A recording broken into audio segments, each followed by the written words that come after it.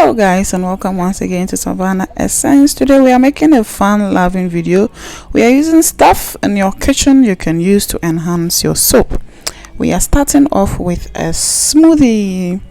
So this is a smoothie made with the base is pawpaw or papaya, then we have apples, then we have banana, and then we have a little bit of mango. So that's what this smoothie is made with. And unfortunately I didn't really like it, and it was too thick also, so it's been sitting in the fridge for over a week now. So it's not something I can eat, but I can use it to make soap. So I'm going to incorporate this into a Mother's Day soap that I am making. So all these soaps I am making for Mother's Day. And so it's a simple 100% coconut oil recipe, and nothing really technical or anything like that. But I did want to show soap makers, especially beginner soap makers, that there are a lot of things in our kitchen that we can use to make soap. Soap making is fun, it's easygoing, and you don't have to overly stress yourself. And the reason why we encourage handmade soaps is because of some of these things. You can pick up things in your kitchen and make soap that will actually help your skin. So when it comes to fruits and soaps, it's the sugar content in the fruits that also makes the difference, and some of the small vitamins that in there that sometimes still go through saponification and can impart benefits to your skin. So sugars in soaps enhance lather and bubbly of your soap, so it helps your soap to lather beautifully. It enhances the lather of the soap, and it gives you this beautiful bubbly what's the name, bubbles when you are in the shower. So sugars in soaps are excellent for you. And so when you want fruits, generally fruits have sugars in them, then when you use them to make soap, those properties are still there. And again, some of these fruits have vitamins like vitamin E, which is excellent for your skin, has an antioxidant, has vitamin A, which helps to clear any blemishes that you have. So they sort of do a lot for you.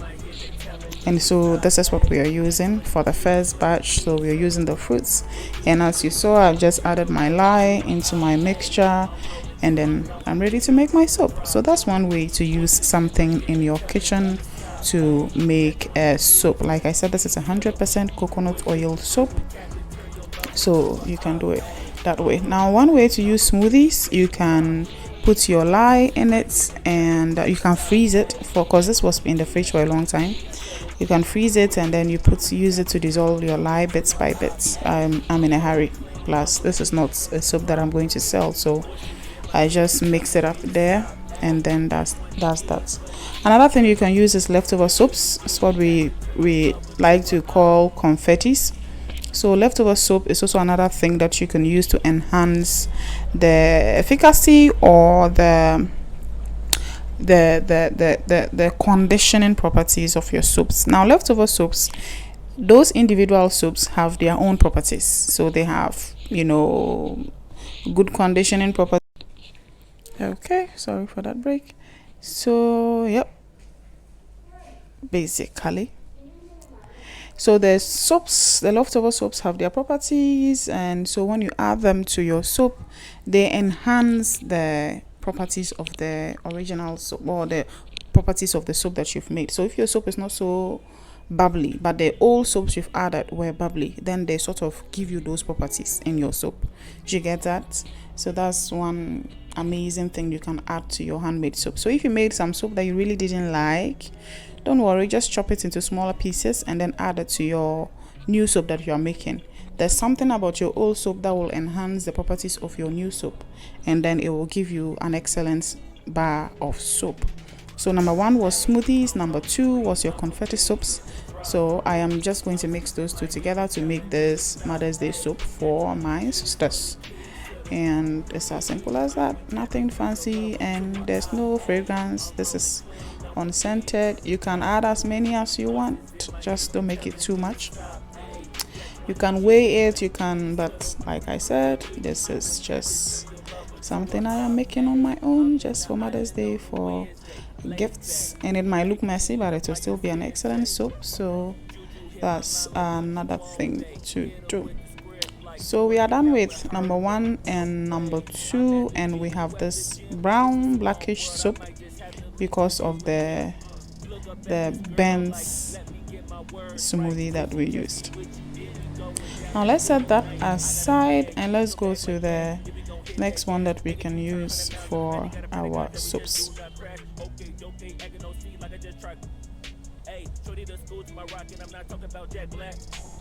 What you do when you doing something you're not supposed to do, thinking it's gonna shield the one you love like they bulletproof, just like Paul Pierce all out when they know the truth. They'll cry in the end when you leave, but you take your juice.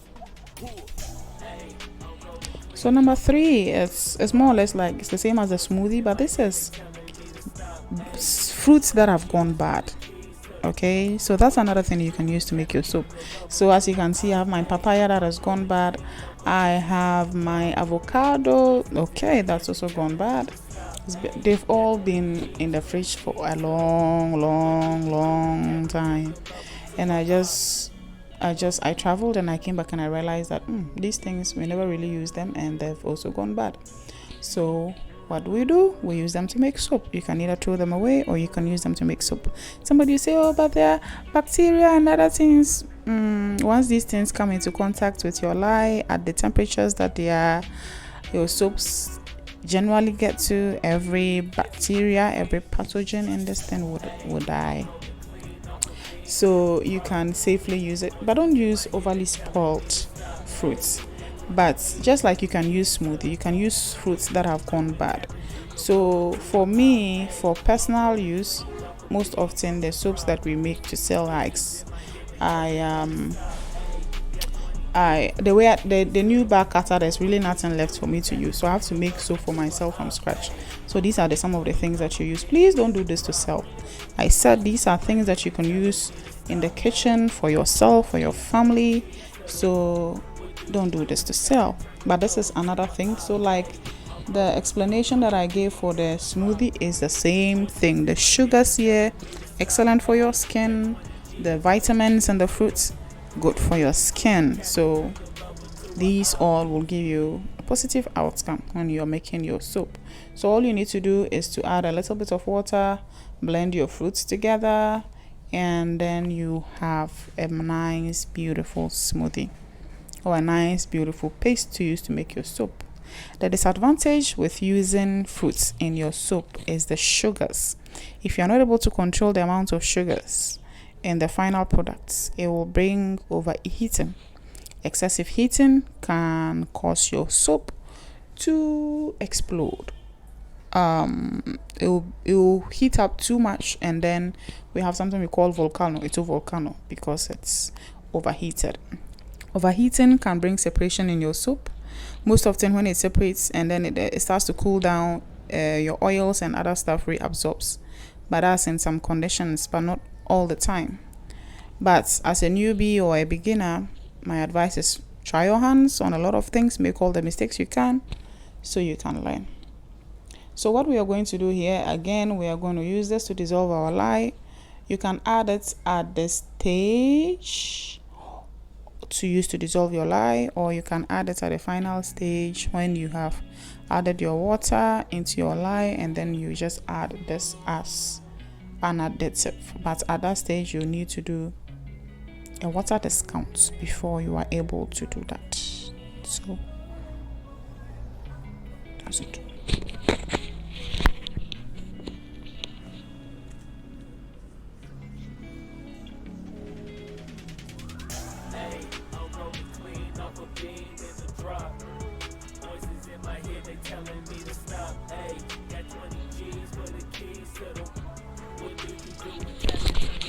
So let me speed up this process. This is just normal soup making process. We're all familiar with this, so we're gonna speed up this. What do you do when Captain turn your lover to a op? Ayy, I'm in the island on a Wednesday, laid back, coolin', kicking feet up like a sensei. Juju hit my line like what you want, babe. Hit her with the script like working out with Hervey. No way, I'm at the gym, you at the gym. It's a small world, I might just have to link with you and him. Look up at this girl like, let me get my words right. Cause if she catch me with you, then we going down like Suge Knight. I got a plan, you take your bag like that, then we gon' hit that gas. Make a U-turn 100 miles on the 90, gotta pray to God that we just do not crash. Okay, acting no speed like I just tried. Hey, put it in school to my rocket, I'm not talking about Jack Black. Hey, what you do when you doing something you not supposed to do? Thinking it's gonna shield the one you love like they bulletproof. Just like Paul Pierce, all out when they know the truth.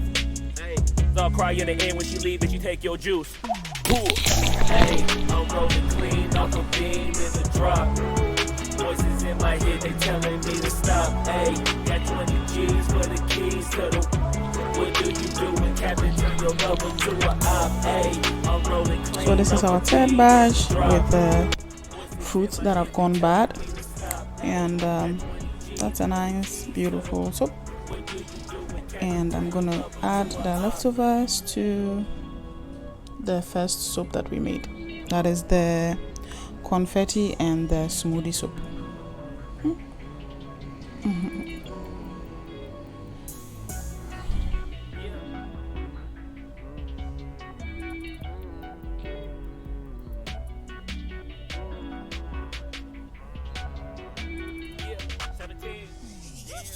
Hey, I'm rolling clean off a beam in the drop. Voices in my head, they telling me to stop. Hey, got 20 G's for the keys to the... What do you do when Captain turn your lover to a op? Hey, I'm rolling clean off a beam in the drop.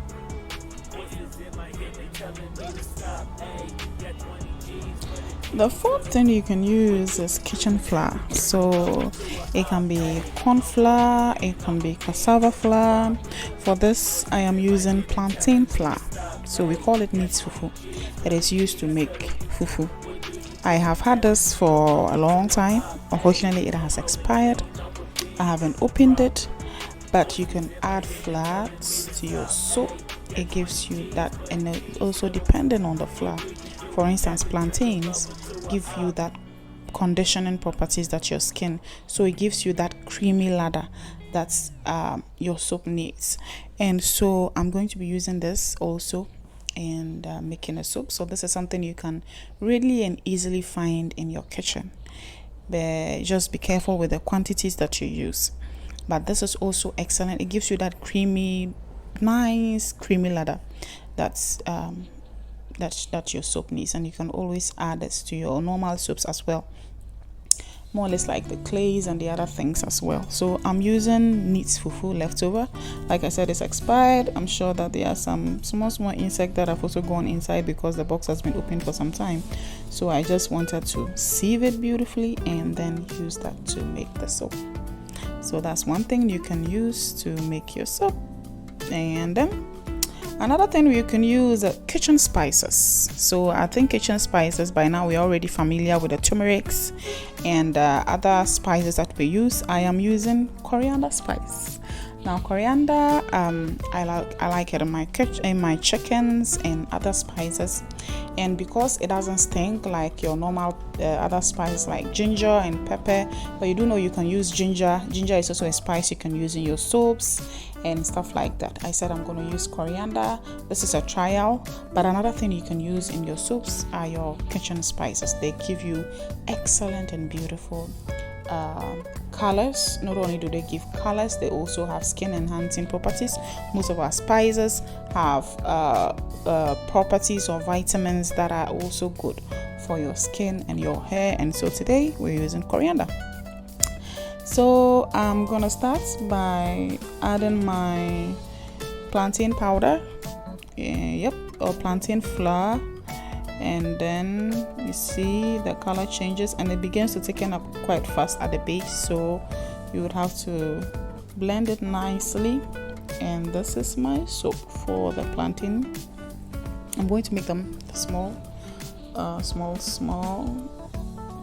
So these are all gifts, and instead of just making a bland 100% coconut oil soap and gifting it out, I am making this soap with all these amazing stuff that I found in my kitchen.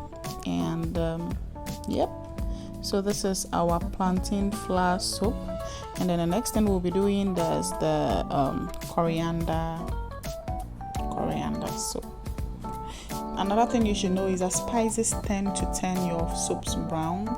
So you have hibiscus, it will turn your soap brown. Be careful, ginger will turn your soap brown, and a lot of the spices do turn your soap to a nice beautiful brown color.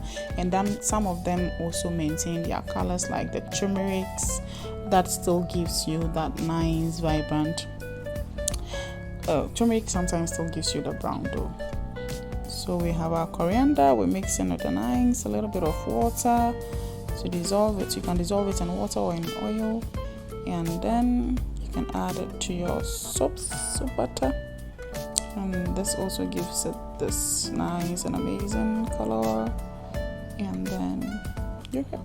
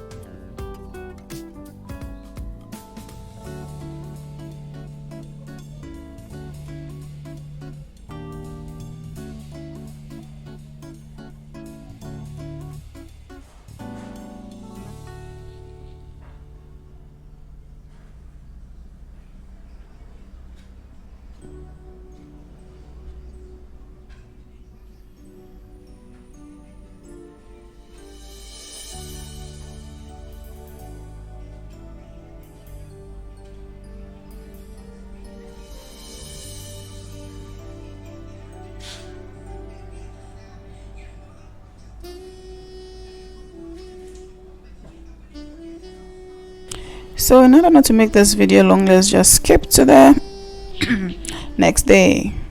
So we have our soaps ready now. I'm just going to show you a few of them and how amazing they look, and how if you incorporate this into your gifts and you are giving it out, people will really appreciate it, and it will make all that difference in your normal bland white soap. So you see, this is our plantain powder soap, or plantain flour soap, or our neat fufu powder soap. You see how beautiful that is? This is our coriander soap, and isn't that beautiful? That's so nice. Look at that. So this is our fufu and coriander. Coriander is on top, fufu is at the base. And this is how these soaps look like. They look really nice, sleek. Yes. If you do this and you give this out to people, nobody will know that, oh, this is a beginner. So people will think that, oh, she put a lot of thoughts into this. So that's it. So this is my nice Mother's Day soap. This is our mixed fruit soap. I will have a separate video on this particular one, and I'll tell you why in that video. But this is also this amazing mixed fruit soap, and I'm going to show you why. I would have a separate video on this soap. Just now, this soap had some cracks, and you can see some opening. Yes, so that's why I'll be having a separate video on this soap, just to explain certain things that happened or that is happening with this bar soap. But that is also the nice beautiful mixed fruit soap, and this is our smoothie / confetti soap.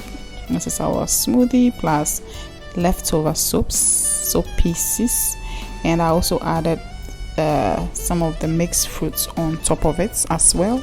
So that is that one as well. That is also a nice beautiful bar soap. So I'll just show you the cut of this one, and then we'll wrap this nice video up. So that's the mixed fruits on top. Then we have the confetti and the smoothie at the base. Look at the confetti soap still sticking. Very nice. Okay, And I think the last one is the soap that I made at the last, that I didn't really show all of it because I was getting tired. But that's also just a normal confetti soap, so I added a few leftover soaps to that one as well. And we have this nice beautiful bar soap also for that one. So that is that one as well. And yep, that's also that block. Okay, so let's cut a few of them and then we will bring this video to an end. So ladies and gentlemen, this is how to use things in your kitchen, in your pantry, to make a nice beautiful soap for yourself, for your family. You can even turn this into a business. You can just coin yours as pantry stuff soap. But this is it, and this is my Mother's Day gift to a couple of women who have been a huge plus in my life. And so these will cure and then I'll share them. But look how beautiful this is, as opposed to just making a bland 100% coconut oil soap. This looks like you've put some thought in it, and this is going to be an amazing gift to somebody. So our number 1 was our smoothie. Our number 2, we had our leftover soaps. Our number 3, we had our fruits that have gone bad. And then our number 4, we had our flowers, our kitchen flowers. And number 5, we had our kitchen spices. If you have any of these, try using them to add to your soap to make a beautiful bar soap. It will enhance your lather, it will enhance the bubbling of your soap, it will enhance the conditioning properties of your soap, and at the end of the day it will give you a great and nice looking skin as well. Play around with soap making, that's what makes it fun. I just want to say thank you for staying tuned and watching this video up to this point. If you haven't subscribed, do subscribe, like, comment, and share this video with your loved ones. And happy Mother's Day to all mothers. Thank you very much.